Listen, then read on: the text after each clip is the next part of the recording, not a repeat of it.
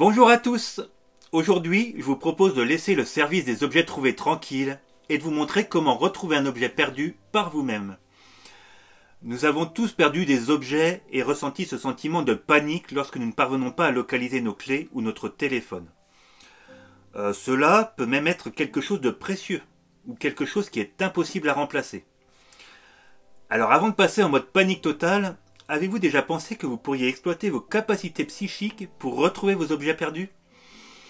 Souvent, nous avons tendance à nous fier uniquement à nos sens physiques lorsque nous essayons frénétiquement de localiser quelque chose que nous avons égaré. Alors je sais que la plupart d'entre vous ont joué à Pokémon Go, que certains cherchent 20 fois au même endroit et que d'autres se creusent la tête pour trouver le dernier endroit où ils l'ont vu. Mais ce dont vous oubliez, c'est que vous possédez des capacités intuitives qui peuvent vous aider. Et c'est ce que je vous propose de voir tout de suite. Alors sans plus attendre, c'est parti!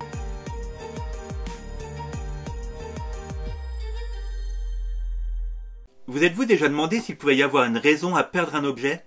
Si tous vos objets devaient être retrouvés? Personnellement, je pense que parfois la perte d'un objet nous rend plutôt service, même si sur le moment cela paraît difficile. Ce que je veux dire par là, c'est que la perte peut donner une leçon. Pourquoi avez-vous perdu votre téléphone? Passez-vous trop de temps sur vos écrans, plutôt que partager du temps avec les gens que vous aimez? Pourquoi avez-vous perdu votre alliance? Est-ce symbolique de ce qui se passe dans votre mariage? Vous voyez où je veux en venir?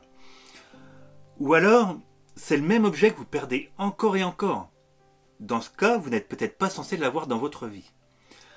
Alors pensez-y avant de démolir toute la plomberie pour cette alliance ou de répéter pour la 100e fois OK Google pour retrouver votre téléphone.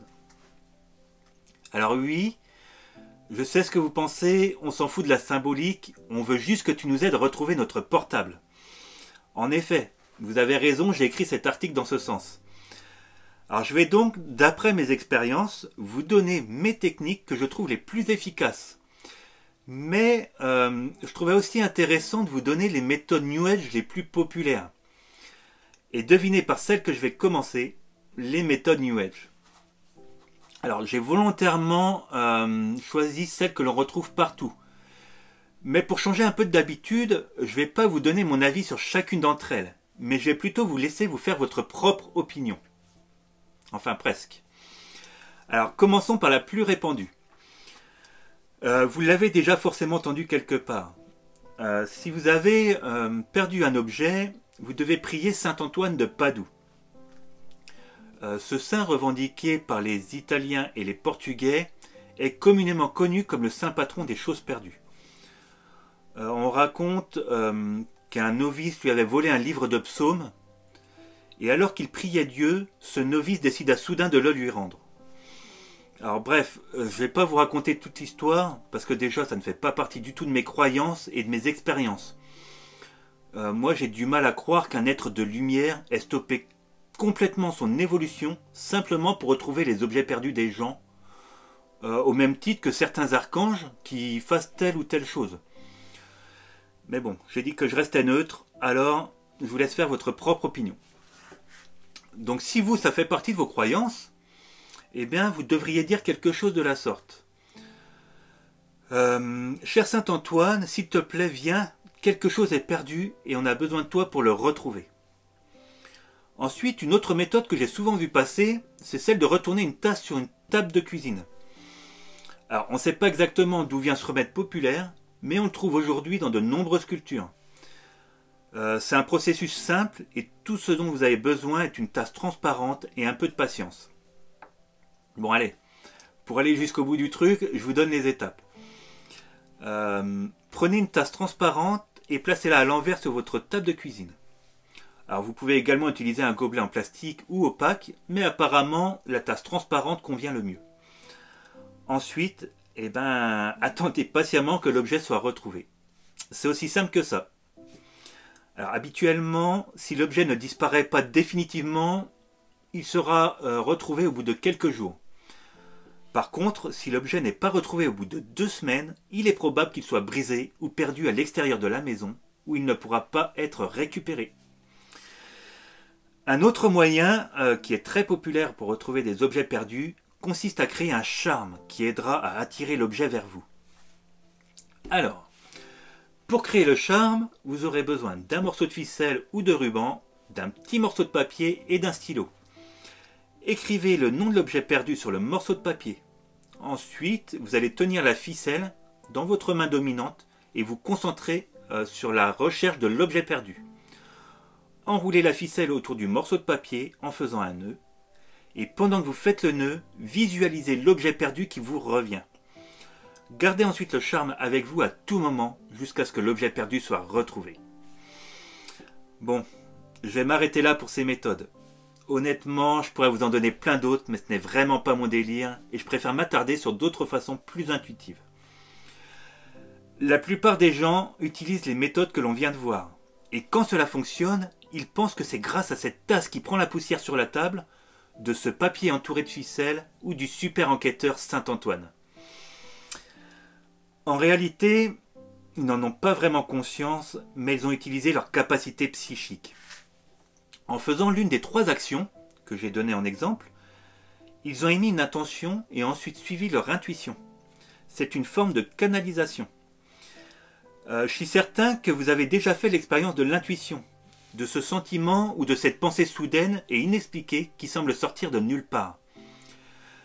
Peut-être avez-vous pensé à quelqu'un pour ensuite recevoir un appel de sa part quelques instants plus tard, ou que vous avez eu une intuition sur une situation qui s'est avérée exacte par la suite. Moi, comme j'aime souvent vous le rappeler, en développant vos capacités psychiques, vous pourrez faire beaucoup de choses. Là, nous parlons de retrouver des objets perdus, mais vous pouvez également retrouver une personne ou un animal. Donc, je vais vous donner des méthodes intuitives que j'utilise et qui vous aideront à retrouver un objet perdu. Pour chacune de ces méthodes, la première étape va être la relaxation. Le stress, la frustration ou toute émotion négative peuvent obscurcir vos capacités intuitives et rendre plus difficile la réception des messages intuitifs. Il est donc essentiel de respirer profondément et d'essayer de se calmer. Vous pouvez utiliser des techniques comme la méditation, la respiration profonde ou même faire une promenade à l'extérieur pour vous aider à réduire votre niveau de stress. Maintenant, tournez-vous prioritairement vers votre façon de recevoir la plus forte. Si c'est la clairsentience, commencez à vous promener dans la zone où vous pensez avoir probablement perdu votre objet et essayez de sentir une traction dans votre abdomen, vous tirant dans la direction de votre objet perdu. Vous pourriez aussi ressentir une sensation de chaud ou de froid, vous indiquant respectivement si vous êtes proche ou loin de l'objet. Vous pouvez aussi ressentir des picotements dans vos mains lorsque vous vous en approchez. Par contre, attention, n'utilisez pas votre logique. Ressentez les tiraillements, la température ou les picotements. Si l'objet se trouve dans la zone que vous recherchez, vous pouvez facilement le trouver en utilisant cette technique.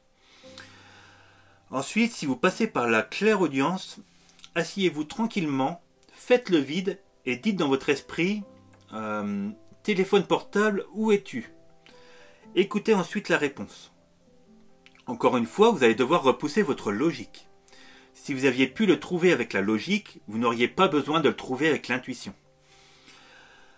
Pour la clairvoyance, là encore, asseyez-vous tranquillement, méditez et visualisez l'objet perdu.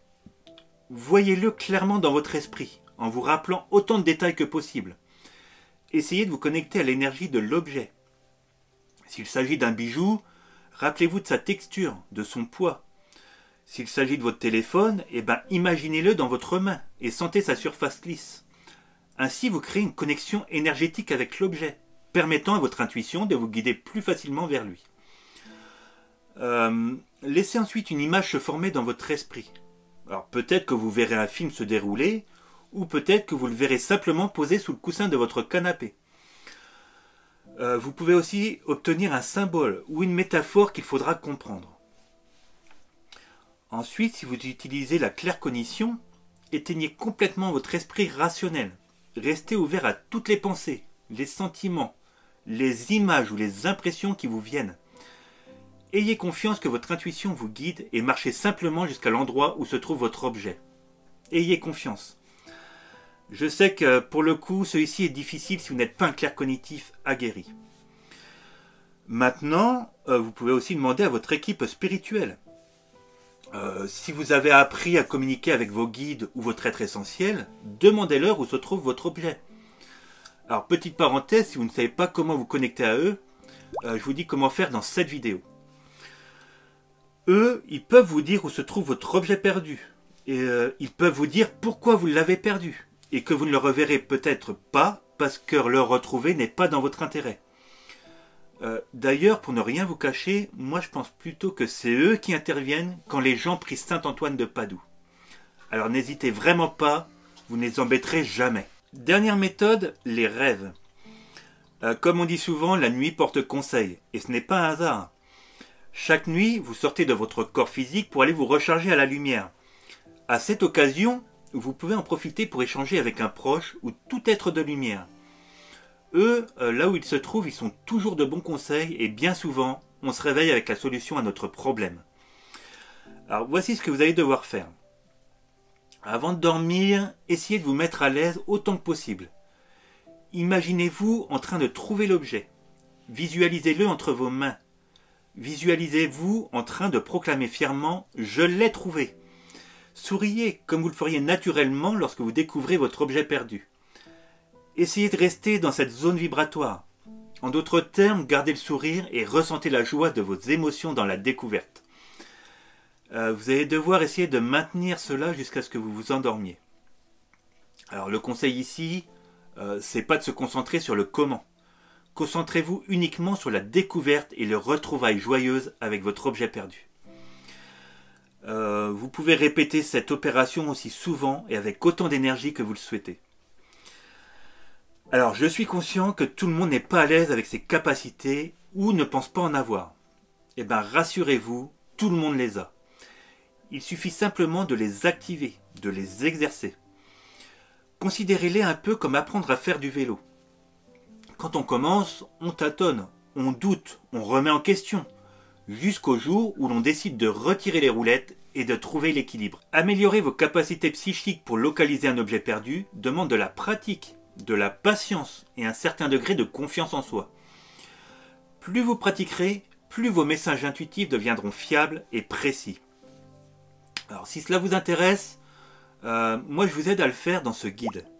Je vous apprends à trouver votre clair le plus réceptif et je vous donne plus de 365 exercices et conseils. Je vous conseille également de tenir un journal de vos expériences.